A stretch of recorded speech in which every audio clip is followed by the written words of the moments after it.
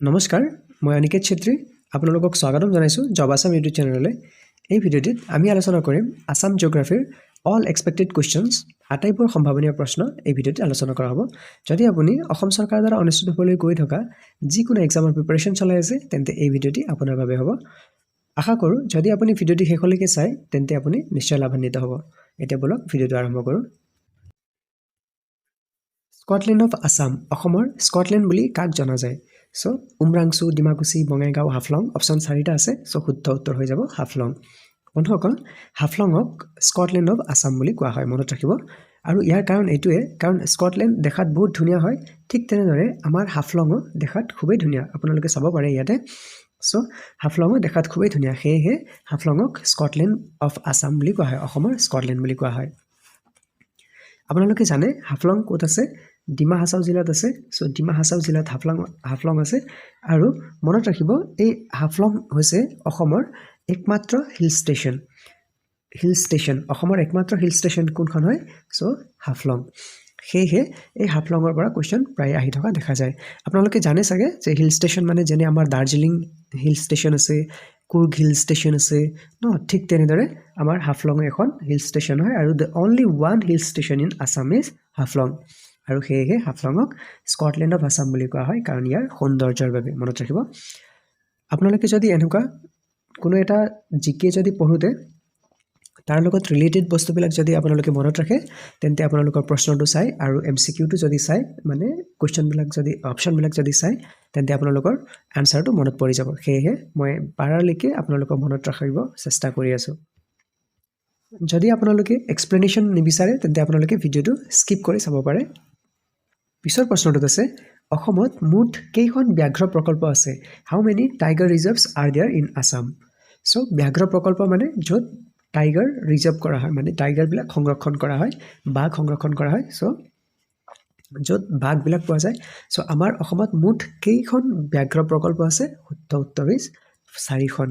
অসমত মুঠ 4খন ব্যাঘ্ৰ প্ৰকল্প আছে আৰু আপোনালোকে নামটো মনত ৰাখিব কেতিয়াবা দিব which of the following is not tiger reserve Assam এনেকুৱা দিব পাৰে যে তলৰ কোনটো অসমৰ টাইগাৰ ৰিজাৰ্ভ নহয় সো এনেকুৱা অপচন দিব আৰু কেইটামান দি দিব আপোনালোকক যিটো নহয় এইটো বাছি উলিয়াব লাগে সো আপোনালোকক মই এটা ট্ৰিক কৈ দিছোঁ এই ট্ৰিকটো মনত ৰাখিব যে বাঘ নাওকামা মনত ৰাখিব বাঘ নাওকামা না মানে নামেৰি ও মানে ওৰাং কা মানে কাজিৰঙা মা মানে মানাস সো নাওকামা নামেৰি ওৰাং কাজিৰঙা মানাস বাঘ নাওকামা মনত থাকিবনে বলক পিছৰ প্ৰশ্নটোত আছে অসমৰ আটাইতকৈ সৰু অভয়াৰণ্য কোনখন হয় so smallest wild life century in Assam is which one so Pobitora দীপৰ বিল wild life century Barnadi চক্ৰশিলা so কোনটো হ'ব শুদ্ধ উত্তৰ আপোনালোকে জানে যে দীপৰ বিল ৱাইল্ড লাইফ চেঞ্চুৰী দীপৰ বিল ৱাইল্ড লাইফ চেঞ্চুৰী অসমৰ আটাইতকৈ সৰু অভয়াৰণ্য হয় আপোনালোকৰ মনত এটা কুৱেশ্চন আহিব পাৰে যে দীপৰ বিল কেনেকৈ অভয়াৰণ্য হ'ব পাৰে সো দীপৰ বিল হয় বন্ধুসকল যে দীপৰ বিলেই হৈছে আমাৰ অসমৰ আটাইতকৈ সৰু অভয়াৰণ্য কাৰণ আপোনালোকে জানে যে দীপৰ বিলৰ এনেহ'লে 40 স্কুৱেৰ কিলোমিটাৰ মাটিকালি আছে কিন্তু এই 40 স্কুৱেৰ কিলোমিটাৰ মাটিকালিৰ ভিতৰত মাত্ৰ 4.14 স্কুৱেৰ কিলোমিটাৰক অভয়াৰণ্য হিচাপে ঘোষণা কৰা হৈছিল 1989 চনত এইটো কিন্তু মনত ৰাখিব এইটো এই কাৰণে ঘোষণা কৰা হৈছিল কাৰণ তাতে বিভিন্ন ধৰণৰ পৰিভ্ৰমী চৰাইবিলাক আহে সো মনত ৰাখিব অনলি 40 কিলোমিটাৰৰ ভিতৰত 4 কিলোমিটাৰকে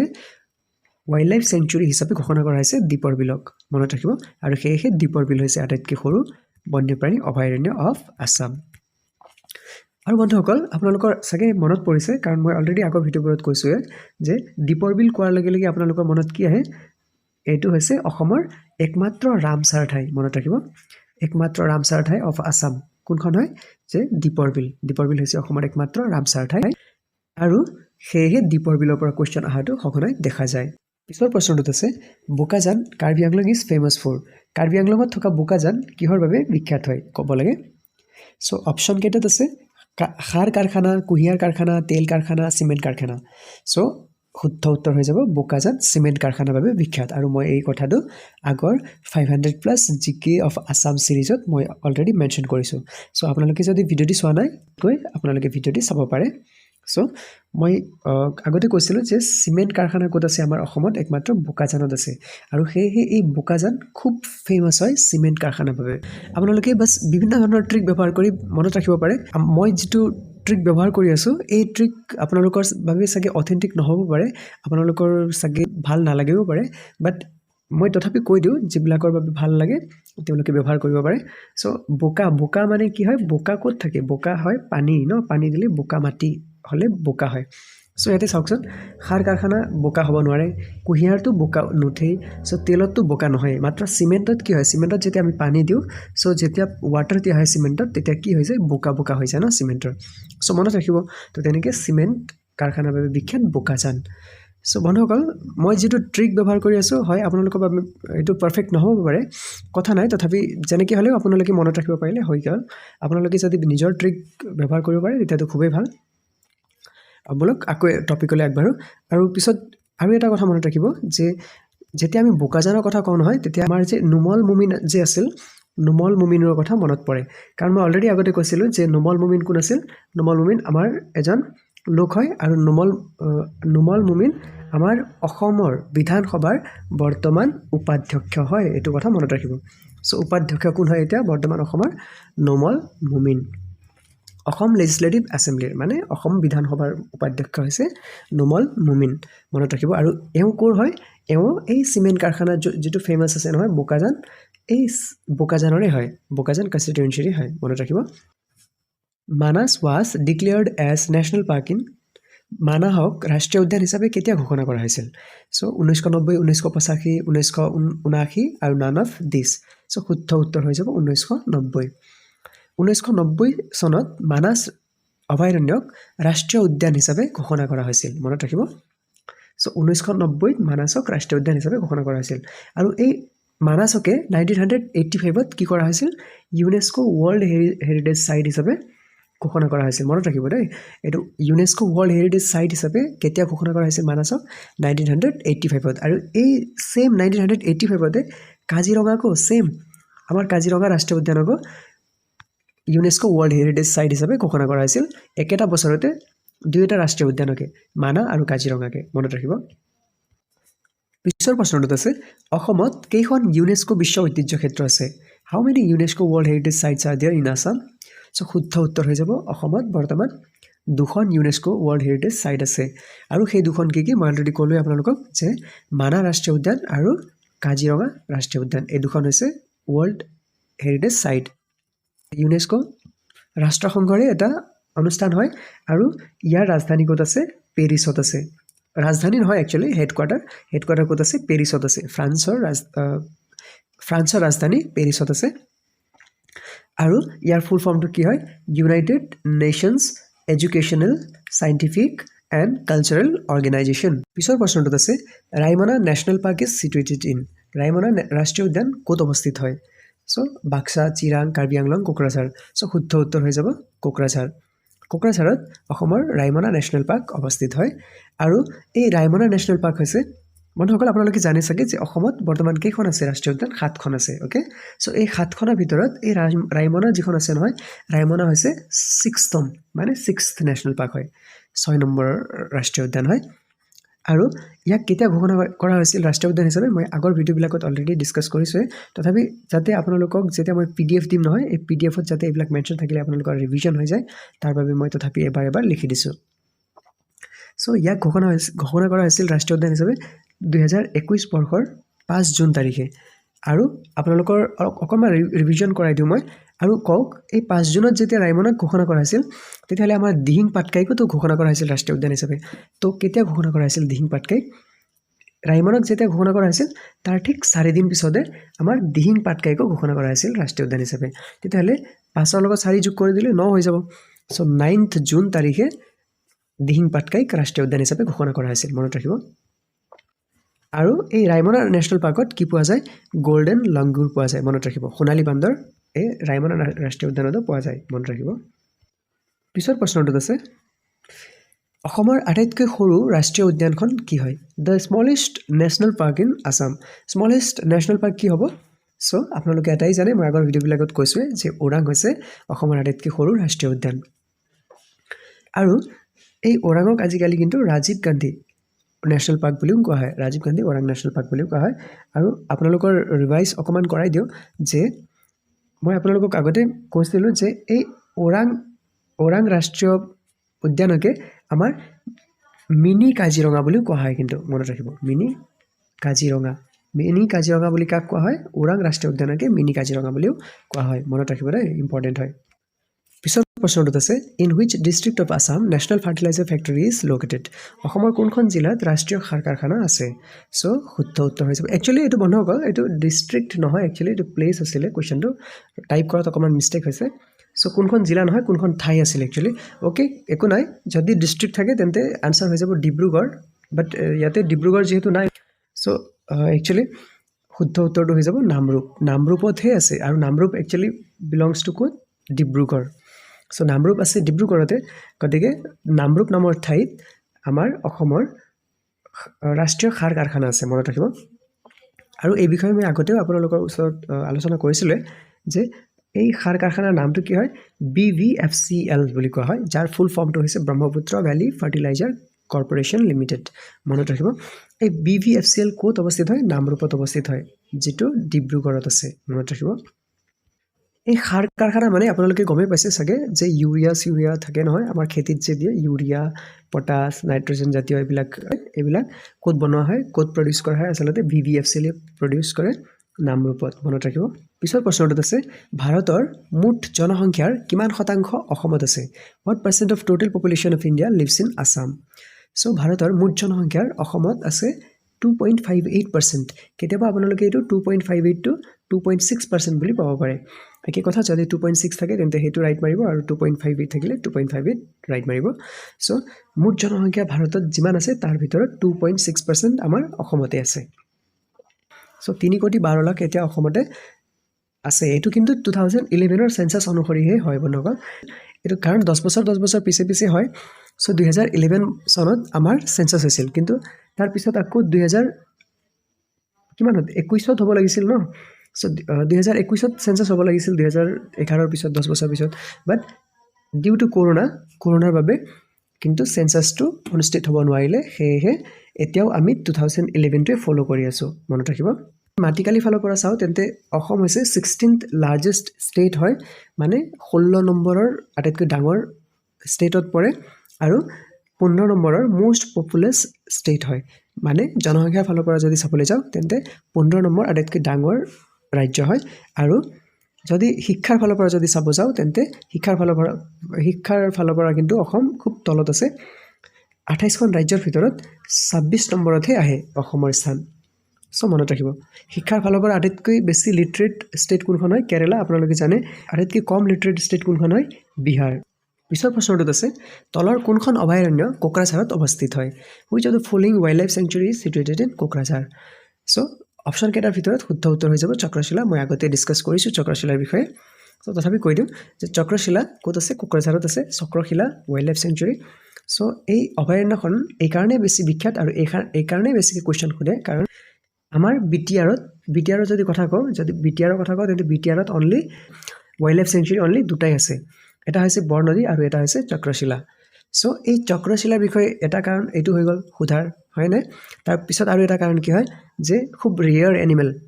গল্ডেন লেংগুৰ যিটো আছে সোণালী বান্দৰ আজিকালি বহুত লুপ্তপ্ৰায় প্ৰাণী বুলি ধৰা হয় গল্ডেন লেংগুৰটো সোণালী বান্দৰটো চ' এই সোণালী বান্দৰ আমাৰ চক্ৰশিলাত পোৱা যায় আৰু সেয়েহে ই বহুত ফেমাছ হয় আৰু প্লাছ ক'ত পোৱা যায় আপোনালোকে ক'ব পাৰেনে এইটো ৰাইমনা নেশ্যনেল পাৰ্কতো পোৱা যায় মনত ৰাখিব ৰাইমনা নেশ্যনেল পাৰ্কতো পোৱা যায় সেইকাৰণে ৰাইমনা নেশ্যনেল পাৰ্কৰ কথাও সুধি থাকে এক্সামত যে ৰাইমনা নেশ্যনেল পাৰ্ক ক'ত আছে এনেকুৱাকৈ কুৱেশ্যন আহি থাকে চ' ৰাইমনাও কিন্তু কোকৰাঝাৰতে আছে মনত ৰাখিব অসমৰ সৰ্বাধিক শিক্ষিত জিলা কোনখন হয় highest literate district of Assam so' আপোনালোকে এটাই জানে কামৰূপ মেট্ৰ' হৈছে অসমৰ আটাইতকৈ বেছি শিক্ষিত জিলা হয় পিছৰ প্ৰশ্নটোত আছে how many districts are there under বিটিআৰত কেইখন জিলা আছে চ' বিটিআৰৰ অন্তৰ্গত কেইখন জিলা হয় অপশ্যনত আছে 2খন 3খন 4খন আৰু নন অফ দিছ যেতিয়া এই নন অফ দিছ অপশ্যনটো দিয়া থাকে তো আপোনালোকে অকণমান ভাবি চাওক এতিয়া বিটিআৰত কিন্তু 4খন নাই এতিয়া 5খনহে জিলা আছে মনত ৰাখিব চ' এই কুৱেশ্যনটো ইম্পৰ্টেণ্ট হৈ যায় এইফালৰ পৰা যদি চাবলৈ যাওঁ তো কাৰণ আগতে 4খন জিলা আছিলে বিটিআৰত মাত্ৰ বাক্সা কোকৰাঝাৰ চিৰাং আৰু ওদালগুৰি আছিলে বাট এতিয়া কি কৰিছে তামুলপুৰকো প্লাছ কৰি দিছে সো এতিয়া 5খন জিলা হয় আৰু এটো মনত ৰাখিব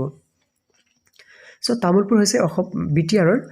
শেষৰখন জিলা মনত ৰাখিব শেষৰখন জিলা হয় ইয়াক বাক্সাৰ পৰা উলিয়াই আনি কিনে এটা পাৰ্ট তামুলপুৰ বুলি ঘোষণা কৰি দিছে সো এই বিটিআৰডি কেতিয়া ফৰ্ম কৰা হৈছিল মনত ৰাখিব ফেব্ৰুৱাৰী 10 তাৰিখ 2003 চনৰ ফেব্ৰুৱাৰী 10 তাৰিখে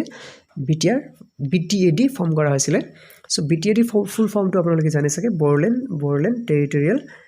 এৰিয়া ডিস্ট্ৰিক্ট বা অটোনমাস ডিস্ট্ৰিক্ট বুলি ক'ব পাৰে সো এটো হৈছে বিটিআৰডি ফুল ফৰ্ম আৰু বিটিআৰ মানে কি হয় বড়োলেণ্ড টেৰিটৰিয়েল ৰিজন মনত ৰাখিব আৰু বিটিসি মানে কি হয় বড়োলেণ্ড টেৰিটৰিয়েল কাউন্সিল মনত ৰাখিব সো এতিয়া বিটিআৰত বৰ্তমান কেইখন জিলা আছে 5খন জিলা আছে মনত ৰাখিব পিছৰ প্ৰশ্নটো আছে when was foxtail orchid adopted as state flower of Assam foxtail orchid মানে কপৌ ফুলক কেতিয়া ৰাজ্যিক ফুল হিচাপে গ্ৰহণ কৰা হৈছিল সো when আপোনালোকে জানে যে 2003 চনত অসমৰ এই কপৌ ফুলক হলং আৰু দেওহাঁহৰ লগতে একেলগে ৰাজ্যিক প্ৰতীক হিচাপে ঘোষণা কৰা হৈছিল এই হলং আমাৰ কি হয় ৰাজ্যিক গছ হয় ৰাজ্যিক গছ মনত ৰাখিব আৰু এই দেওহাঁহ কি হয় ৰাজ্যিক পক্ষী হয় সো অসমৰ ৰাজ্যিক পক্ষী কি হয় কেতিয়াবা প্ৰশ্নত আহে যে অসমৰ ৰাজ্যিক পক্ষী হৈছে দেওহাঁহ আৰু ৰাজ্যিক গছ কি হয় হলং হয় সো এই তিনিটাক একেলগে কেতিয়া ঘোষণা কৰা হৈছিল 2003 চনতে ঘোষণা কৰা হৈছিল মনত ৰাখিব বলক এটা পিছৰ প্ৰশ্নটোলৈ অসমৰ ৰাজ্যিক গছ কি হয় অসমৰ ৰাজ্যিক গছ কি হয় সো এয়া দেখাই পাইছে এয়া হৈছে হলং সো ইয়াৰ নাম হলং কেনেকৈ আহিল যে দেখাত বহুত দীঘল হয় চাওকচোন যে বহুত দীঘলীয়া দেখা যায় সো লং বুলি কৈছিল তেওঁলোকে ব্ৰিটিছসকলে সো যেতিয়া ফাৰ্স্ট দেখা পাইছিল তো হাউ লং বুলি কৈছিল সো হাউ লঙৰ পৰা হলং আহা বুলি বিশ্বাস কৰা হয় সো এয়া হৈছে হলং ট্ৰি আৰু এয়া অসমৰ লগতে নৰ্থ ইষ্টৰ বিভিন্ন ধৰণৰ ৰাজ্যতো পোৱা যায় যেনে অৰুণাচল নাগালেণ্ডতো দেখা পোৱা যায় অসমৰ ৰাজ্যিক ফুল কি হয় সো আপোনালোক আটাই জানে অসমৰ ৰাজ্যিক ফুল হৈছে কপৌ ফুল কেতিয়াবা অপচনত কপৌ নিদিব পাৰে সো ইংলিছ নামটো মনত ৰাখিব ফক্সটেইল অৰ্কিড মানে সো শিয়ালৰ এই নেজৰ দৰে থাকে বাবে ইয়াক ফক্সটেইল বুলি কোৱা হয় মানে শিয়াল নেগুৰ তেনেকৈ মনত ৰাখিব পাৰে সো এয়া হৈছে কপৌ ফুল সো মনত ৰাখিব কপৌ ফুলক কেতিয়া আমাৰ ৰাজ্যিক ফুল হিচাপে ঘোষণা কৰা হৈছিল 2003 হলং আৰু দেওহাঁহৰ লগতে মনত ৰাখিব পিছৰ প্ৰশ্নটো আছে Tocklai T research centre is located in Tocklai চাহ গৱেষণা কেন্দ্ৰ অৱস্থিত হয় শুদ্ধ উত্তৰটো হৈ যাব প্ৰশ্ন বিভিন্ন ধৰণে দিয়ে যে টোকলাই চাহ গৱেষণা কেন্দ্ৰ কেতিয়া গঠন কৰা হৈছিল এইটো কোৱেশ্চন হ'লে সো স্থাপন কৰা হৈছিল মনত ৰাখিব 1911 চনত আৰু এই চনটো আপোনালোকে এনেকৈ ৰিলেট কৰি মনত ৰাখিব পাৰে কাৰণ এই 1911 চনতে আমাৰ ভাৰতৰ ৰাজধানী কলকাতাৰ পৰা দিল্লীলৈ লৈ যোৱা হৈছিল মনত ৰাখিব সো ভাৰতৰ ৰাজধানী কলকাতাত আছিল আগতে সো 1911 চনতে দিল্লীলৈ স্থানান্তৰ কৰা হৈছিল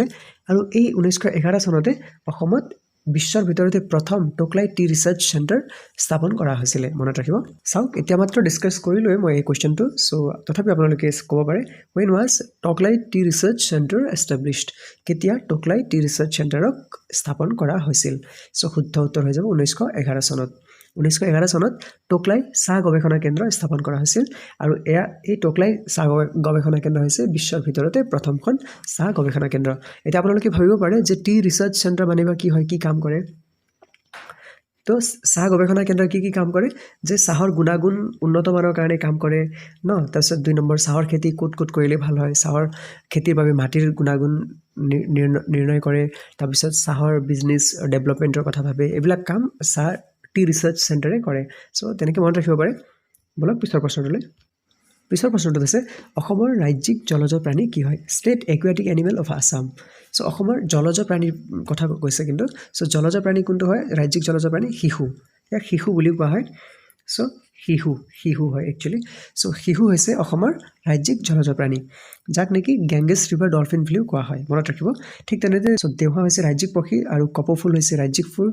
আৰু হলং হৈছে ৰাজ্যিক গছ এইবিলাক আপোনালোকে চাব লাগে কাৰণ ইয়াৰ পৰা কোৱেশ্চন আহিছিল কাৰণ হলঙৰ কোৱেশ্চনটো যোৱাবাৰ এডিআৰিটো আহিছিল যোৱাবাৰ 3rd গ্ৰেড 4th গ্ৰেডৰ কিবা এটা কোৱেশ্চনত এডিআৰিত এই কোৱেশ্চনটো আহিছিল হলং কি হয় পিছৰ প্ৰশ্নটো আছে which of the following states share its longest boundary with Assam তল কোনখন ৰাজ্যই অসমৰ লগত দীৰ্ঘতম সীমা ভাগ বতৰা কৰে সো শুদ্ধ উত্তৰ হৈ যাব মেঘালয় অসমৰ লগত সৰ্বাধিক সীমা ভাগ বতৰা কৰে কিন্তু আপোনালোকে কনফিউজ হ'ব নালাগে Arunachal is not the right answer Arunachal কিন্তু নহয় দেখাত কিন্তু অৰুণাচল আছে দৰে লাগে কাৰণ উত্তৰৰ পৰা আহি আহি এইফালে পূবফালে আগুৰি আছে অসমক বাট একচুৱেলি আমাৰ দক্ষিণত থকা মেঘালয়েহে বেছিকৈ সীমা ভাগ বতৰা কৰে অসমৰ লগত আপোনালোকে চাব পাৰে মেঘালয়ে কৰে 884 কিলোমিটাৰ প্ৰায় 885 কিলোমিটাৰ আৰু অৰুণাচলে কৰে মাত্ৰ 804 কিলোমিটাৰ মনত ৰাখিব কেতিয়াবা এইটো সুধিব পাৰে এতিয়া যেহেতু মেঘালয়ে সৰ্বাধিক বাউণ্ডাৰী শ্বেয়াৰ কৰে গতিকে আপোনালোকক প্ৰশ্ন এনেকুৱা আহিব পাৰে যে মেঘালয়ে অসমৰ লগত কিমান বাউণ্ডাৰী শ্বেয়াৰ কৰে 885 কিলোমিটাৰ যেহেতু দীৰ্ঘতম সীমাৰ ভাগ বতৰা কৰাৰ কথা আলোচনা কৰিলোঁ গতিকে এনেকুৱা নহয় যে দীৰ্ঘতম মাত্ৰ সুধিব শ্বৰ্টেষ্টটো সুধিব পাৰে ন চ' আটাইতকৈ কম কোনে শ্বেয়াৰ কৰে এইটো চাই লওঁ চ' আটাইতকৈ কম ত্ৰিপুৰাই শ্বেয়াৰ কৰে মনত ৰাখিব অসমৰ লগত আটাইতকৈ কম শ্বেয়াৰ কৰে ত্ৰিপুৰাই মাত্ৰ 46.3 কিলোমিটাৰ ভাবিব পাৰে এপ্ৰক্সিমেটলি 46 কিলোমিটাৰ বুলি when did Sikkim join north eastern India আগতে কিন্তু ছিকিমক উত্তৰ পূব ভাৰতৰ অংশ বুলি ধৰা হোৱা নাছিল কিন্তু আজিকালি উত্তৰ পূব ভাৰতৰ অংশ বুলি ধৰা হয় আৰু এইটো কেতিয়াৰ পৰা ধৰা হয় এইটো ক'ব লাগে চ' 2002ৰ পৰা ছিকিমক উত্তৰ পূব ভাৰতৰ এটা অংশ বুলি ধৰা হয় আগতে 7 ভনীৰ ৰাজ্য বুলি কোৱা হৈছিল 7 সিষ্টাৰ্ছ ষ্টেটছ বুলি কোৱা হৈছিল বাট এতিয়া 7 সিষ্টাৰ্ছ প্লাছ 1 ব্ৰাদাৰ বুলি কোৱা হয় আৰু এই 1 ব্ৰাদাৰ কোন হয় মানে 7 ভনী প্লাছ এজন ভাই এনেকুৱাকৈ কোৱা হয় আৰু এই ভাই হৈছে ছিকিম বাকী আটাইবোৰ ৰাজ্যক ভনী বুলি ধৰা হয় আৰু ছিকিমক ভাই বুলি ধৰা হয় তো এই 1 ব্ৰাদাৰ কোন হয় ছিকিম মনত ৰাখিব কেতিয়াবা কুৱেশ্যন আহিব পাৰে চ' ছিকিমক 2002 চনৰ পৰা এতিয়া নৰ্থ ইষ্টৰ ষ্টেট বুলি ধৰা হয় আৰু এতিয়া নৰ্থ ইষ্টত বৰ্তমান 8খন ৰাজ্য আছে মনত ৰাখিব আগতে কিন্তু 7খন আছিলে আৰু এই 8খন ৰাজ্যৰ ভিতৰত যিখন ছিকিম আছে নহয় এই ছিকিমে ভাৰতত কেতিয়া অংশ গ্ৰহণ কৰিছিল মানে ভাৰতৰ অংগ হিচাপে কেতিয়া হৈছিল চ' এইটো মনত ৰাখিব 1975 1975 চনত ছিকিম ভাৰতৰ অংগ হৈছিল আৰু নৰ্থ ইষ্টৰ অংগ কেতিয়া হৈছিল 2002 চনত মনত ৰাখিব ছিকিমত এটা এয়াৰপোৰ্ট আছে এয়াৰপোৰ্টৰ নামটো কি হয় মনত ৰাখিব পাকয়ং এয়াৰপোৰ্ট যোৱাবাৰ এডিআৰিত কুৱেশ্যনটো আহিছিল নৰ্থ ইষ্টৰ ভিতৰতে প্ৰথম গ্ৰীণফিল্ড এয়াৰপোৰ্ট আছিল so' Sikkim is the right answer ছিকিমত আছে এই পাকয়ং তাতে অপশ্যন কেইটামান আছিল অৰুণাচল প্ৰদেশ মিজোৰাম নাগালেণ্ড চ' শুদ্ধ উত্তৰ হৈ যাব ছিকিম ৰুদ্ৰসাগৰ পুখুৰী ক'ত অৱস্থিত হয় আৰু ৰুদ্ৰসাগৰ পুখুৰী অৱস্থিত হয় ত্ৰিপুৰাত মনত ৰাখিব আৰু এই ৰুদ্ৰসাগৰ পুখুৰীৰ বিষয়ে কুৱেশ্যন এইকাৰণেই আহে কাৰণ এই ৰুদ্ৰসাগৰ পুখুৰী একমাত্ৰ ৰামচাৰ ছাইট হয় ত্ৰিপুৰাৰ মনত ৰাখিব ত্ৰিপুৰাৰ একমাত্ৰ ৰামচাৰ ছাইট কি হয় চ' ৰুদ্ৰসাগৰ যেনে অসমৰ একমাত্ৰ ৰামচাৰ ছাইট কি হয় দীপৰ বিল ঠিক তেনেদৰে ৰুদ্ৰসাগৰ হৈছে একমাত্ৰ ৰামচাৰ ছাইট অফ ত্ৰিপুৰা আৰু এটা কাৰণ আছে ইয়াৰ ফেমাছ হোৱাৰ আৰু এটা কাৰণ কিয় ফেমাছ কাৰণ এই পুখুৰীটোত এই আমাৰ ৰুদ্ৰসাগৰ পুখুৰীটোৰ মাজত এটা মহল আছে এইটো চাব পাৰে এটা বিল্ডিং আছে যিটো দেখাত এনেকুৱা লাগে যে উপঙি আছে পানীত উপঙি আছে এনেকুৱা লাগে চ' পানীৰ মহল বুলি কোৱা হয় যাৰ নাম হৈছে নীৰমহল নীৰ মানে পানী আপোনালোকে জানে নীৰ মানে পানী আৰু মহল পানীৰ মহল যেনে হাৱা মহল আছে ঠিক তেনেদৰে নীৰমহল ক'ত আছে বুলি অপশ্যনত আহিব পাৰে কেতিয়াবা কুৱেশ্যন আহিব পাৰে এনেকুৱা যে নীৰমহল ক'ত অৱস্থিত হয় চ' মনত ৰাখিব ত্ৰিপুৰাত অৱস্থিত হয় নীৰমহল আৰু ত্ৰিপুৰাৰ ক'ত অৱস্থিত হয় এই ৰুদ্ৰসাগৰ পুখুৰীৰ মাজত আছে আৰু এই নীৰমহলটো কোনে সজাইছিল এইটো মাণিক্য বাহাদুৰে সজাইছিল তেতিয়াৰ ত্ৰিপুৰাৰ ৰজা মাণিক্য বাহাদুৰে সজাইছিল কিহৰ কাৰণে তেতিয়া গৰম বেছি থাকিলে ছামাৰত আহি কিনে গ্ৰীষ্মকালত আহি কিনে ইয়াতে হাৱা খাবৰ বাবে আহিছিল মানে ধুনীয়া বতাহ মাৰিছিল কাৰণ পুখুৰীৰ ওচৰত আছে যিহেতু গতিকে পুখুৰীৰ পৰা ঠাণ্ডা বতাহ গাত লাগে বুলি ৰজা ইয়ালৈ আহিছিল আৰু ইয়াতে জিৰণি লৈছিল চ' পিছলৈ এইটো বিল্ডিং হিচাপে বনোৱা হৈছে আৰু এতিয়াতো ডেকোৰেশ্যন কৰি ধুনীয়া পৰ্যটনৰ স্থল হিচাপে খুলি দিয়া হৈছে চ' মনত ৰাখিব এইটো ৰুদ্ৰসাগৰ পুখুৰী ক'ত অৱস্থিত হয় ত্ৰিপুৰাত অৱস্থিত হয় মনত ৰাখিব which of the following Lok Sabha constituency of Assam is reserved for ST তলৰ কোনটো লোকসভা সমষ্টি STৰ বাবে সংৰক্ষণ কৰা হৈছে চ' শুদ্ধ উত্তৰ হয় কোকৰাঝাৰ STৰ বাবে সংৰক্ষণ কৰা হৈছে মনত ৰাখিব আমাৰ অসমৰ পৰা 14জন কেণ্ডিডেট পঠায়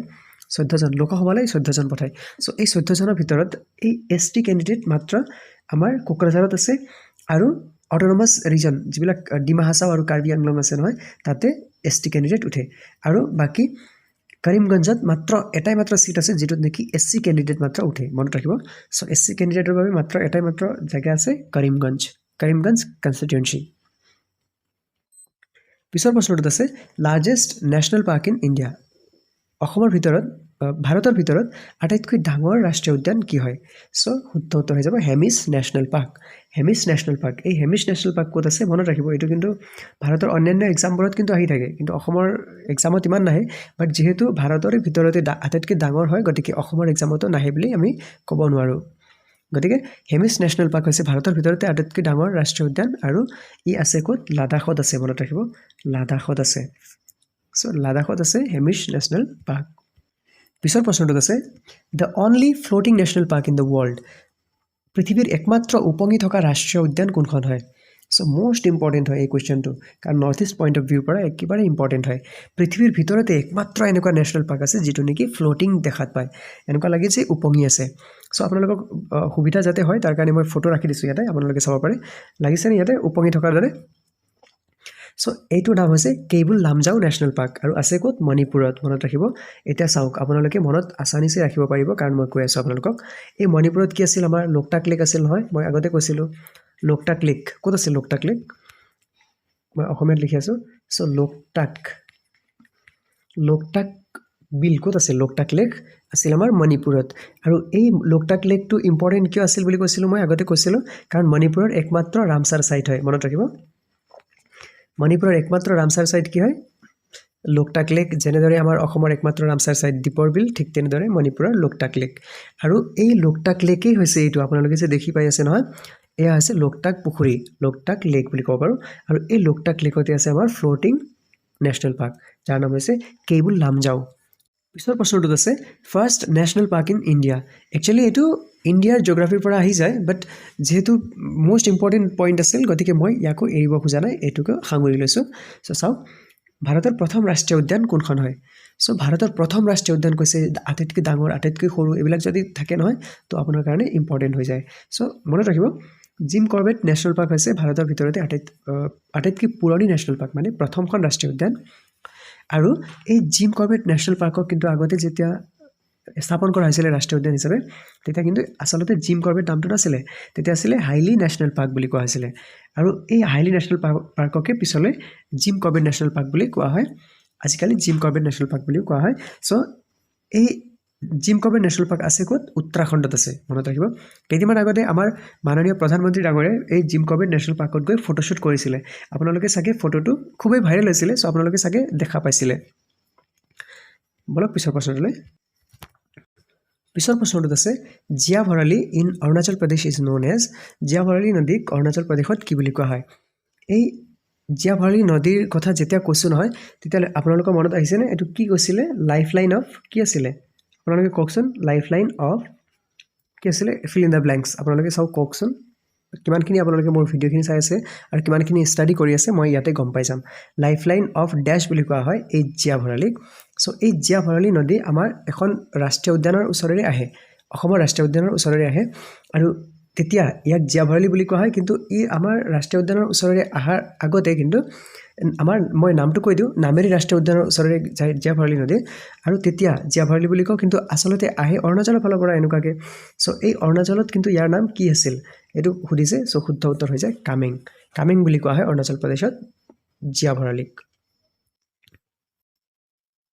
পিছৰ প্ৰশ্নটোত আছে আজান পীৰৰ দৰগাহ অৱস্থিত ক'ত অৱস্থিত হয় আজান পীৰৰ দৰগাহ চ' হজৰত আজান পীৰৰ দৰগাহ ইজ লোকেটেড ইন চ' শুদ্ধ উত্তৰ হৈ যাব চৰাগুৰি চাপৰি শিৱসাগৰ চ' শিৱসাগৰৰ চৰাগুৰি চাপৰিত আজান পীৰৰ দৰগাহ অৱস্থিত হয় মনত ৰাখিব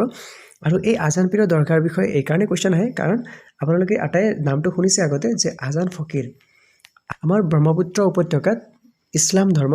কোনে বিয়পাইছিল আজান ফকীৰে বিয়পোৱা বুলি বিশ্বাস কৰা হয় যে আজান ফকীৰৰ আচল নাম কি হয় এইটো মনত ৰাখিব আজান ফকীৰৰ আচল নামটো হয় কিন্তু শ্বাহ মিৰাণ মনত ৰাখিব দেই এইটো ইম্পৰ্টেণ্ট হয় আগতে আহিছে এক্সামত চ' আজান ফকীৰৰ আচল নামটো কি হয় শ্বাহ মিৰাণ আজান ফকীৰ বা যাক আজান পীৰ বুলিও কওঁ আমি একে নাম হয় চ' শ্বাহ মিৰাণ তেওঁ আহিছিল ক'ৰ পৰা তেওঁ কিন্তু আহিছিল ইৰাকৰ পৰাহে আচলতে চ' ইৰাকৰ পৰা নৰ্থ ইষ্টত আহিছিল আমাৰ অসমত আহিছিল 17th চেঞ্চুৰীত ইৰাকৰ বাগদাদ ইৰাকৰ ৰাজধানী বাগদাদৰ পৰা আহিছিল তো কেতিয়াবা প্ৰশ্ন আহিব পাৰে যে আজান ফকীৰ অসমলৈ ক'ৰ পৰা আহিছিল চ' ইৰাকৰ ৰাজধানী বাগদাদৰ পৰা আহিছিল চ' বাগদাদৰ পৰা আহি আমাৰ ব্ৰহ্মপুত্ৰ উপত্যকাত তেওঁ থিতাপি লৈছিলে আৰু আমাৰ ব্ৰহ্মপুত্ৰ উপত্যকাৰ আশে পাশে থকা মানুহৰ মাজত ইছলাম ধৰ্ম প্ৰৱৰ্তন কৰিছিল আৰু বিয়পাইছিল পিছৰ প্ৰশ্নটোত আছে which of the following place is known as Manchester of Assam অসমৰ মেনচেষ্টাৰ বুলি কাক জনা যায় বন্ধুসকল এই মেনচেষ্টাৰ কি হয় এইটো মই আগতে ডিছকাছ কৰি আছোঁ মেনচেষ্টাৰ হৈছে ইউকেৰ এটা চহৰৰ নাম চ' এইটো কিহৰ বাবে বিখ্যাত হয় এইটো আগতে জানি লওক মেনচেষ্টাৰ বিখ্যাত হয় কটন আৰু টেক্সটাইলৰ বাবে কটন এণ্ড টেক্সটাইলছ মানে কাপোৰ আৰু মুগা কাপোৰ বা তেনেকৈ ভাবিব পাৰে কাপোৰ আৰু কপাহ ক্ষেত্ৰত বহুত আগবঢ়া গতিকে আমাৰ অসমৰ কোনটো তেনেকুৱা জাগা আছে কোনটো ঠাই আছে যিটো নেকি কাপোৰ আৰু টেক্সটাইলত আগবঢ়া হয় চ' শুৱালকুছি আগবঢ়া হয় গতিকে শুৱালকুছিক মেনচেষ্টাৰ অফ আছাম বুলি কোৱা হয় এই মেনচেষ্টাৰ ইউকেৰ চহৰ মেনচেষ্টাৰৰ লগত ৰিলেট কৰি কিনে আমাৰ শুৱালকুছিকো মেনচেষ্টাৰ বুলি কোৱা হয় মনত ৰাখিব চ' আপোনালোকে যাতে পাহৰি নাযায় গতিকে মই মেনচেষ্টাৰৰ কথাও কৈ দিছোঁ মেনচেষ্টাৰ আছিলে কপাহ আৰু মুগাৰ ক্ষেত্ৰত আগবঢ়া গতিকে আমাৰ শুৱালকুছিকো আগবঢ়া হয় গতিকে শুৱালকুছিকো অসমৰ মেনচেষ্টাৰ বুলি কোৱা হয় পিছৰ প্ৰশ্নটোত আছে which of the following wildlife sanctuary is situated in Udalguri তলৰ কোনখন অভয়াৰণ্য ওদালগুৰি জিলাত অৱস্থিত হয় মই আগতে অলৰেডি ডিছকাছ কৰিছোঁ বাট কুৱেশ্যনটো অকণমান ঘূৰাই কিনে সুধিছিল তেতিয়া আৰু ইয়াতে অকণমান ঘূৰাই কিনে সুধিছে চ' বৰনদী অভয়াৰণ্য ওদালগুৰি জিলাত অৱস্থিত হয় আৰু এই বৰনদী অভয়াৰণ্যৰ বিষয়ে বাৰ বাৰ কুৱেশ্যন সুধি থাকে ইয়াৰ কাৰণ এটাই মই আগতে কৈছোঁ আপোনালোকক যে বিটিআৰত মাত্ৰ দুখনেই ৱাইল্ড লাইফ চেঞ্চুৰী আছে আৰু তাৰ ভিতৰত এখন হৈ গ'ল বৰনদী আৰু এখন হৈছে চক্ৰশিলা মই আগতে কৈছোঁ চ' এতিয়া বৰনদীৰ কথা সুধিছে চ' বৰনদীত মাত্ৰ আমাৰ নলগাহৰি মাত্ৰ বৰনদী অভয়াৰণ্যতে পোৱা যায় এইটো মনত ৰাখিব নলগাহৰি মানে এইটো পিগমি হক্স এইটো আপোনালোকে চাব পাৰে এইটো হৈছে নলগাহৰি আৰু এই নলগাহৰি অসমৰ মাত্ৰ একমাত্ৰ অভয়াৰণ্যত পোৱা যায় আৰু সেয়া হৈছে বৰনদী গতিকে এইটো খুব ইম্পৰ্টেণ্ট হৈ যায় আৰু এখন ৰাষ্ট্ৰীয় উদ্যানত পোৱা যায় সেইটো হৈছে মানাহ ৰাষ্ট্ৰীয় উদ্যান আৰু মাত্ৰ এখন অভয়াৰণ্য আমাৰ ওদালগুৰি অভয়াৰণ্যত আমাৰ বৰনদী অভয়াৰণ্যত পোৱা যায় যিটো নেকি ওদালগুৰিত আছে গতিকে খুব ইম্পৰ্টেণ্ট হয় মনত ৰাখিব চ' আপোনালোকক অশেষ ধন্যবাদ আপোনালোকে ভিডিঅ'টি শেষলৈকে চালে আৰু যদি আপোনালোকে অকণমানো যদি সহায় হৈছে ভিডিঅ'টি চাই তেন্তে নিজৰ বন্ধু বান্ধৱীৰ সৈতে শ্বেয়াৰ কৰক আৰু নিজৰ ভাই ভনীৰ সৈতে শ্বেয়াৰ কৰক যাতে তেওঁলোকৰো সহায় হয় আৰু পাৰিলে লাইক কমেণ্ট আৰু শ্বেয়াৰ কৰিবলৈ নাপাহৰিব থেংক ইউ